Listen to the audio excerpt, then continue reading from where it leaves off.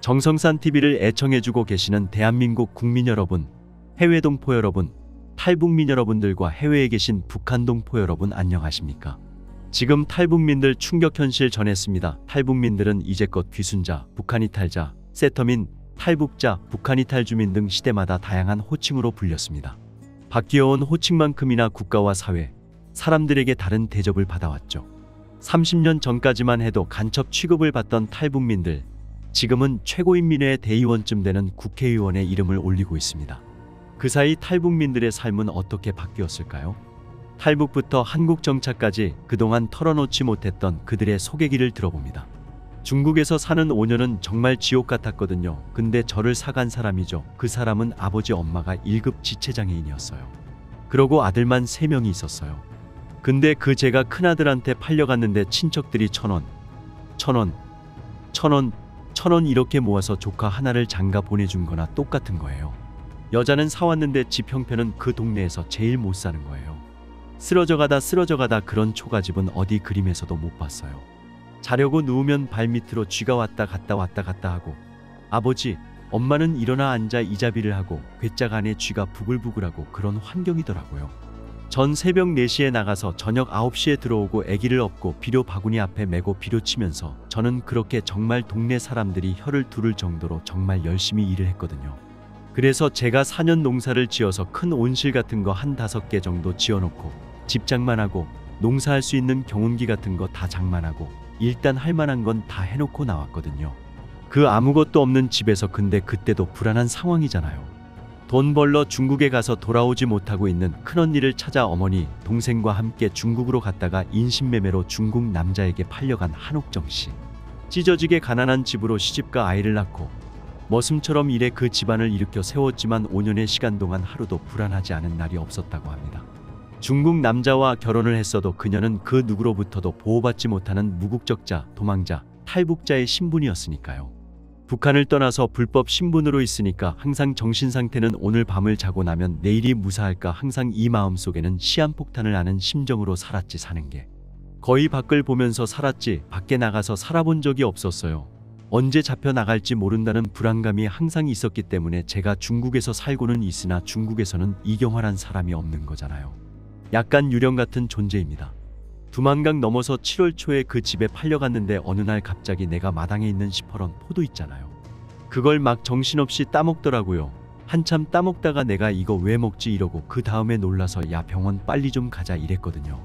병원 가서 초음파를 해봤는데 그때 뱃속에 벌써 100일 되는 아이가 있었어요. 그날 밤에 공안이 들이쳤어요. 그날에 북한 여자가 중국에 온 지 한 달밖에 안 됐는데 뱃속에 북한 아이를 임신된 채로 왔다. 결국 시공안까지 끌려 올라갔죠. 그때 제 머릿속에 딱 하나만 기억이 났어요. 북한에 있을 때 청진시 보안소에 내가 갔을 때 내가 그때 뭘 봤냐 하면요. 한 20여 명 되는 사람들이 내 발로 2줄로 마당을 기어다니는 거 봤어요. 엉덩이를 빡빡 때리더라고요. 그리고 아악 소리 치면서 줄을 쫙쫙 맞춰서 뛰는데 너무 충격이었어요. 왜냐면 제가 아무리 군생활 혹독하게 했어도 저희도 그런 훈련 못 받아봤거든요. 저 사람들 뭐 하는 거예요? 그랬더니 탈북자라고. 북한에 있었을 때 청진시 보안소에서 짐승 같은 취급을 받는 이들이 탈북자였다는 것을 알고 충격을 받았던 군인 출신 김정아 씨는 북송되느니 차라리 죽는 게 낫다고 생각하고 최후를 준비합니다. 김정아, 그래서 너네 나 북송시키겠다고 잡아왔지. 북송시켜라. 당신들 살아있는 나는 못 넘길 거야. 그리고 그 자리에서 자해 시도를 했죠. 그 다음에 거기에서 남편이 1시간 동안 전화를 돌리더라고요.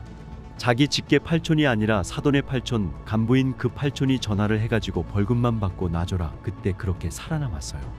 계속 틈만 나면 저희 집에 와서 봤어요. 제가 살고 있는 거. 2년 8개월 동안에 제가 살면서 단 하루도 발편잠을 제가 못 잤어요. 그런 정아 씨를 안쓰럽게 생각한 중국인 남편이 인맥을 총동원해 정아 씨를 빼낼 수 있었고 정아 씨는 북송을 면했습니다. 하지만 그때부터 감금 생활이 시작됐습니다. 중국 공안이 정아 씨의 일거수일투족을 감시했기 때문이죠. 제가 잡힐 때가 밤이었는데 갑자기 그 경찰차 소리가 막 나더니 딱 놀라는 순간 손전등 몇 대가 쫙 비치는 거예요. 집 안으로 향해서 그냥 바로 손에다가 수갑을 딱 채우고 처음에 북송될 때는 아 이제는 죽는구나 라는 생각을 했어요. 김은주, 인간에게 있는 모든 구멍을 확인한다고 보시면 돼요. 돈을 찾기 위해서 집결소로 넘어오니까 임신한 여성들 같은 경우는 발로 막 차서 강제 낙태시키고 팬티 한 장을 어떻게든 뺏어가려고 막 달려드는데 저는 그 팬티를 안 뺏기겠다고 막 버티고 맞아가면서, 왜냐하면 저는 그냥 그 팬티 한 장 여벌이 있는 게 유일한 희망 같았어요. 그때가 1월이었어요.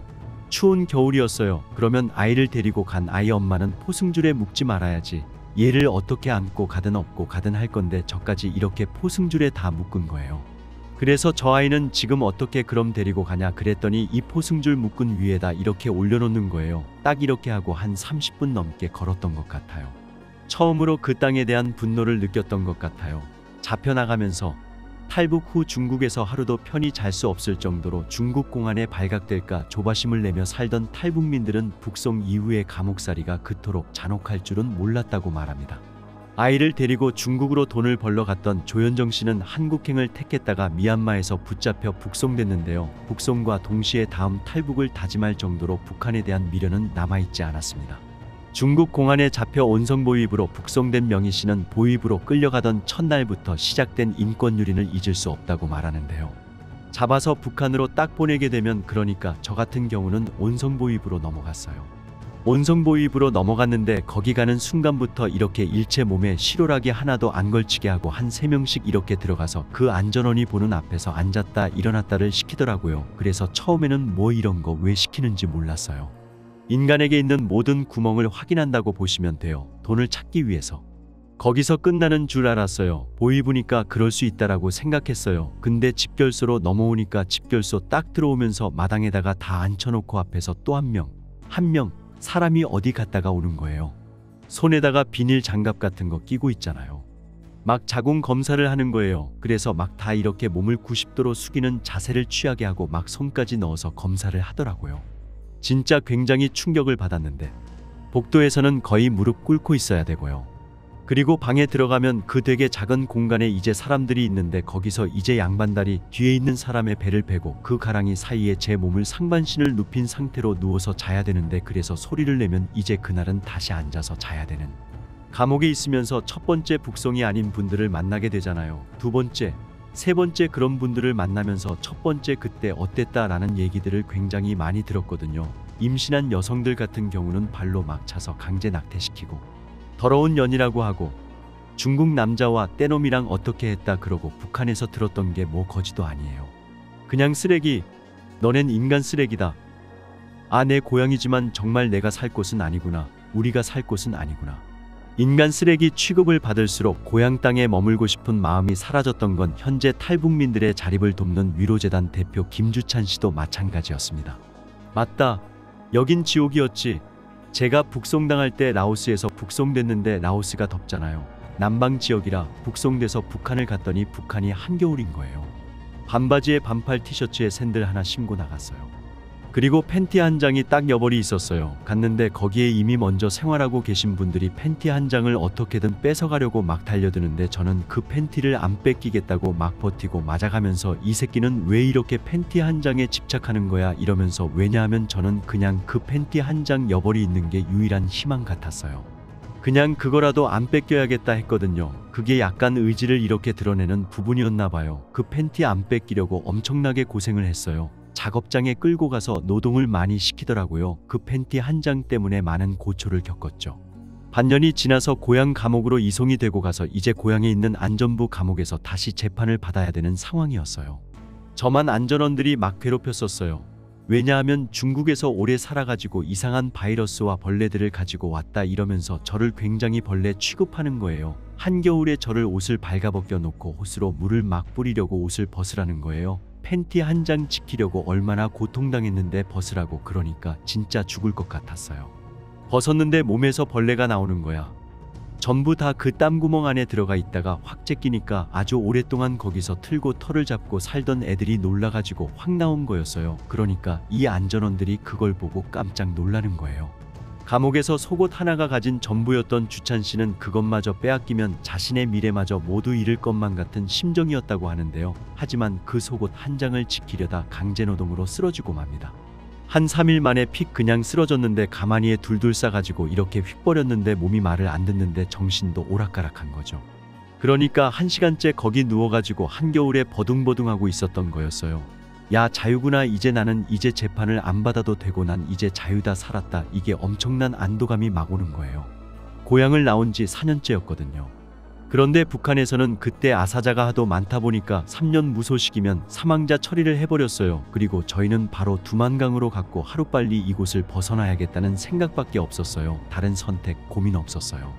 그러니까 몇 번을 잡히더라도 사람들이 다시 넘어오는 이유가 그렇게 잡히면서 겪는 그런 반인륜적인 그런 감당해내기 어려운 상황들을 겪으면서 그 나라에 대한 환멸을 이제 느끼는 것 같아요. 그러니까 이제 그 땅에 대한 미련이 그때는 이제 없어지는 거죠.